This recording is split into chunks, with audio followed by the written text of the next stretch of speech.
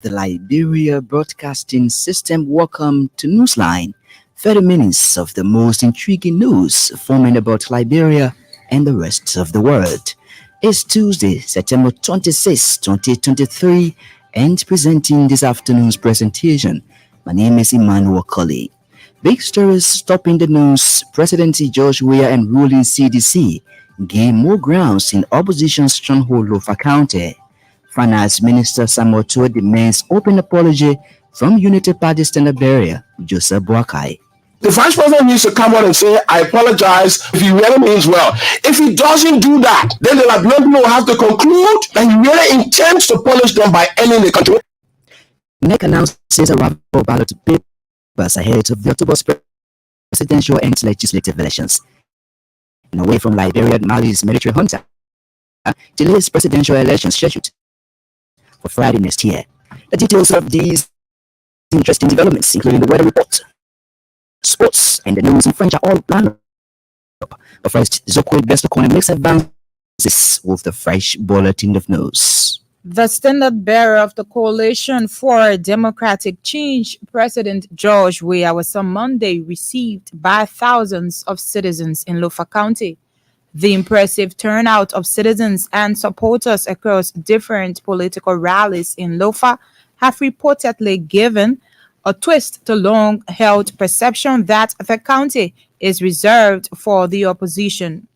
The Liberian leader and the CDC are said to be winning the hearts of citizens of a county, aiming to undo defeat suffered by the party during the 2017 elections. On Monday, thousands of citizens trooped to towns and villages from BN Town to Salaye and then to Zozo to welcome President Weah. The citizens did not only express their loyalty and support with a massive turnout, but they also assured him of their unflinching commitment to his re-election. Those making the commitments include thousands of first-time voters who showered praises on the president for taking financial burdens off their parents' shoulders through his education policy. Finance Minister Samuel Tuo has demanded an open apology from opposition leader Joseph Boakai. It followed alleged threats from the former vice president that the country will come to an end if President George Weah is re-elected. Minister Tuo told ELBC Tuesday the statement from Ambassador Boakai shows that he has some diabolical intent to inflict harm on the country and its people. The ruling CDC stalwart said no amount of political and election contestation should result to anyone wanting to end the country he wants to rule. The vice president needs to come out and say, I apologize if he really means well. If he doesn't do that, the evidence is that, okay, if he can't say he made a mistake, then the Liberian people will have to conclude that he really intends to punish them by ending the country. And because no matter what, he has already determined. He noted that such utterances by Ambassador Boakai are indefensible and have since rendered him unfit for election into public office. At the same time, Finance Minister Samuel Tuo has assured that the National Elections Commission will have all the financial resources needed to conduct the October elections. Of late, there have been concerns that a possible runoff from the polls could hang in the balance due to an unpaid amount of over $3 million from the NEC budget. But Minister Tuo on Tuesday declared during a state radio interview that there is no material or financial threat to next month's elections.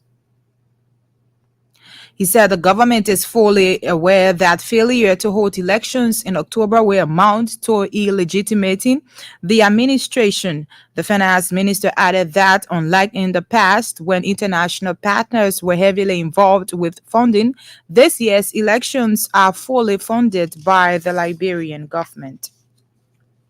Ballot papers for the 2023 October 10 presidential and legislative elections have arrived in the country.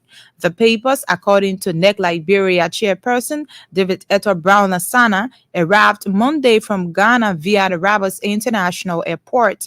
Madam Brown Lasana said 3,320,500 constitute presidential ballot papers 3,402,122 are senatorial ballot papers 3,403,208 also constitute representative ballot papers. Presidential ballots, 3,320,500 ballots. Senatorial ballots, 3,402,122 ballots. Representative ballots, 3,403,208 ballots. She said the ballot papers are currently being stored under tight security protection. Madam Brown Lasana made the disclosure Tuesday at the meeting edition of the NEC weekly briefing. The NEC boss also disclosed that deployment of ballot papers and other sensitive and non-sensitive election materials across the 19 magisterial offices will commence in the coming days. The Liberia Anti-Corruption Commission has held ongoing inter-agency collaboration on the fight against corruption in other financial crimes in the country. Councillor Alexandra Zoe said ongoing collaboration with the International Police Agency Interpol and other partners is the surest way of reducing incidences of corruption even beyond the borders of Liberia. She vowed that the LECC under her watch will continue to build synergies with both local and international institutions to reduce the space for the illicit flow of stolen assets. All these efforts can lead to a strengthened regional, continental, and global approach in fighting corruption. The new LACC executive director was speaking in Monrovia Tuesday at the start of National Case Mentoring and Training Workshop on Financial Crime and Anti-Corruption. Meanwhile, the Deputy Inspector General for Police and Crime Services, Colonel Prince Moba, wants an increased partnership with the police in the fight against corruption. Colonel Moba said without such partnership, the LACC would be fighting or losing battle against corruption. He said the police has the ability to track suspects of corruption and bring them back if they attempt leaving the country to escape prosecution. Colonel Moba, however, indicated that the fight against corruption should start with the police, given their building as the premier internal security institution. United States top diplomat for West Africa, Michael Health, is expected in Liberia on an official state visit. The U.S. State Department Deputy Assistant Secretary for West African Affairs will arrive in Liberia Wednesday and will be in the country for 3 days. According to a release, Mr. Health's 3-day visit from September 27th to 29th will focus on U.S.-Liberia relations and Liberia's upcoming national elections on October 10. During his visit, the U.S. Deputy Assistant Secretary for West African Affairs will focus on press freedom and countering disinformation, media empowerment, government accountability, civil society, and Liberia's democratic processes. Michael Health is also due to meet with government officials and civil society organizations, election observation missions, and U.S. diplomatic mission staff.